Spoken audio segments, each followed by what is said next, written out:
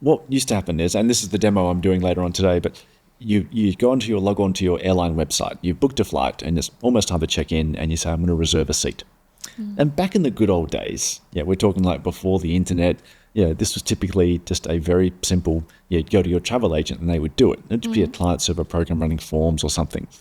And they would do in SQL form, the most simple thing possible. They'd simply say, you want seat 42A. So they simply do, select from the flight where the flight number is this, the seat number is 42A, and seat assigned to someone is null for update.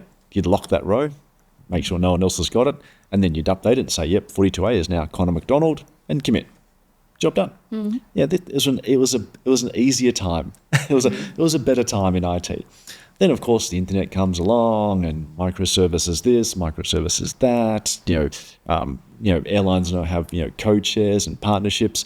So nowadays, if you were doing that same thing, you would select from the table for that particular row for update where no one's yet assigned to it.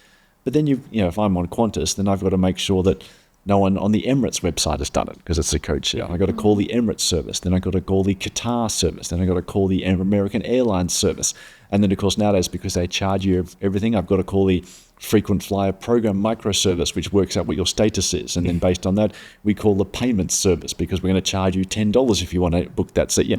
All this stuff goes on, and all that time you've got that row locked, and that's just not practical nowadays because in the world of connection pools, if anyone saw Jasmine Fleury's connection pool talk yesterday, you can't be sitting there on a limited resource like a connection pool with one of those pools currently marked as inactive or unavailable to anyone else because you've got an open transaction in there for 60 seconds while you've called 37 microservices around the world. So as developers, we've had to make it really complicated now.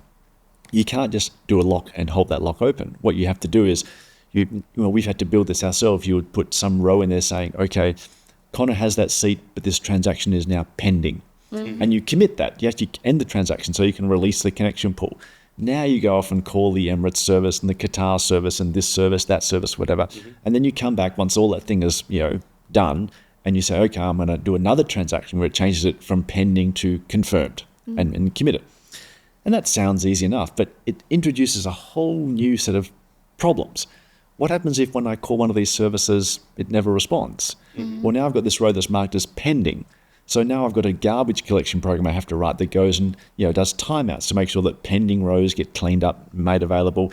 And we've all had those things where you go onto a website and you book, say, for a concert ticket or something where you book a slot and then the website crashes. You come back and you can't book that seat anymore because it thinks you're still in some other session, pending. Sometimes it has a counter on it, like your ticket is reserved for the next 6 minutes or 7 minutes, and then it will be released. Right? And so all this stuff just goes on, and it's just complexity for us. It's a worse user experience, whatever.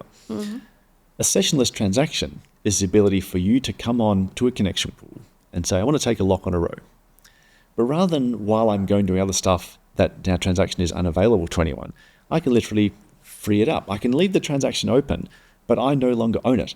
I can simply say, I'm done with it. And the best thing is I can go call on all my various services. I can come back and, of course, by random, I'll get a different session in the connection pool. But I can say, I'd like to bring that transaction that was existing in that session, I'd like to reclaim it in my session over here because it was really my transaction. I just want to continue using it. And so all of a sudden, I don't need a pending status and a garbage collection program and all this kind of nonsense. I'm doing what databases were designed to do, which was lock a resource until I'm ready to commit it, but without the overhead of it being a problem in the modern way we build applications. So sessionless transactions, I think, is super cool.